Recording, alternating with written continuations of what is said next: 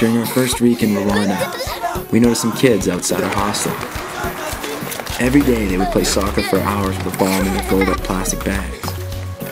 As we got to know the little rascals, we thought it might be a nice idea to give them access to one of the balls we brought along with us. We just didn't want them playing too close to the street.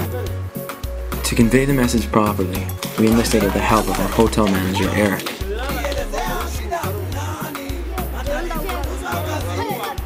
He told them they could use the ball any day as long as they brought it back when they were done and they didn't play too close to the street. So we made the trade and sent them off. Our main objective for this journey to Rwanda is to see and talk with the people here, rather than arrive in a year's time with preconceived notions of how to help.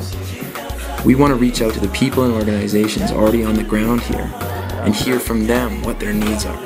This trip is about synergizing what we do best with what organizations that are already on the ground here are doing.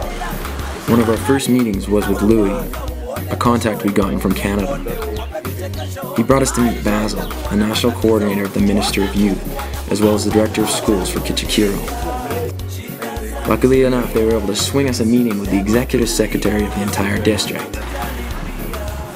We talked for a while about the situation with the sports programs in schools before he led us on a tour of the area.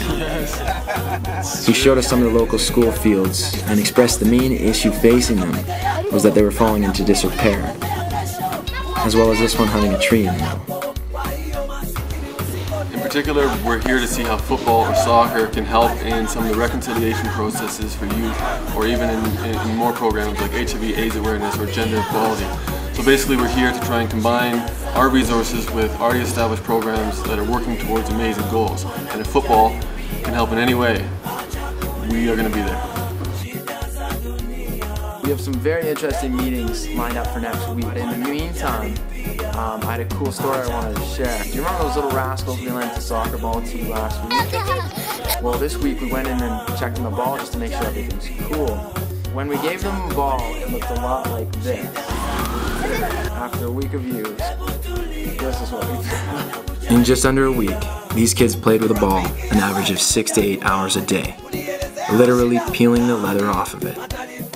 An amazing feat in any country. We will leave you the song from Tony's Boys Orphanage that has really stuck with us.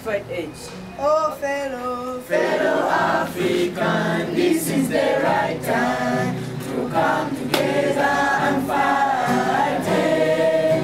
Children are dying, children are crying because of parents dying of pain.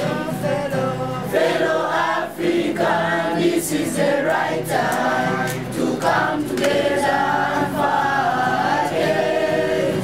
Children are dying, children are crying because of parents dying of pain. Let me tell you one story about my friend who had AIDS. The parents died and my friend also died of AIDS. Oh, fellow African, this is the right time to come together and fight it. Children are dying, children are crying because of pain.